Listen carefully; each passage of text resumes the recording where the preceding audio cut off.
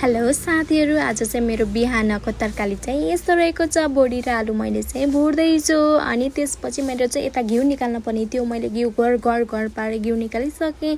त्यसपछि यता तरकारी हेर्दै घिउ निकालेर म बाहिर यस्तो दामी वेदर दियो, घाम चर्के चर्केको। काठमाडौँमा पनि यस्तो गर्मी भइरहेको थियो घामले गर्दा।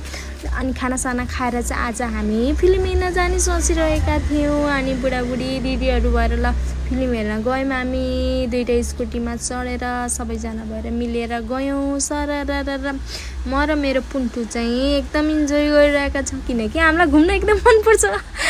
अनि हामी घुम्नु भने चाहिँ यति मक्क पर्छ आमा छोरी खुसी।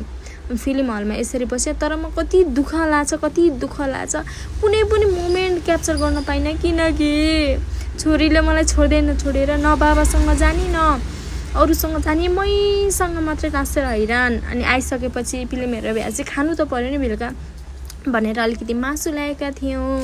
अब दुईजना त हो बुढाबुढी, अनि छोरीले त किन खान्छ होला र एउटा पिस खाए पनि भनेर अलिकति मासु ल्याएर हामीले चाहिँ अलिकति बटार बुटुर पार्न थालेँ। कस्तो टाँसे भयो थियो के भएको खै थाहा भएन मलाई पनि।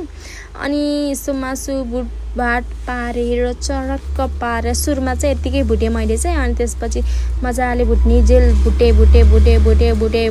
त्यसपछि भुटिसकेपछि चाहिँ मैले हेर्नु न कस्तो राम्रो देखिया छ है। के गर्नु, फेरि खाना मन लागिसक्यो आज। भुटे अनि प्याज हालेँ। मलाई अहिलेसम्म मैले खासै पछि प्याज त हाल्दिनँ, म सुरुमै प्याज हालेर पकाउँछु।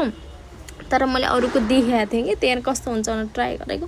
तर मलाई खासै इन्ट्रेस्टिङ लाग्दैन कि पछाडि प्याज हालेको, खासै भुट्टे जस्तो लाग्दैन, सुरुमै भुटिन्छ।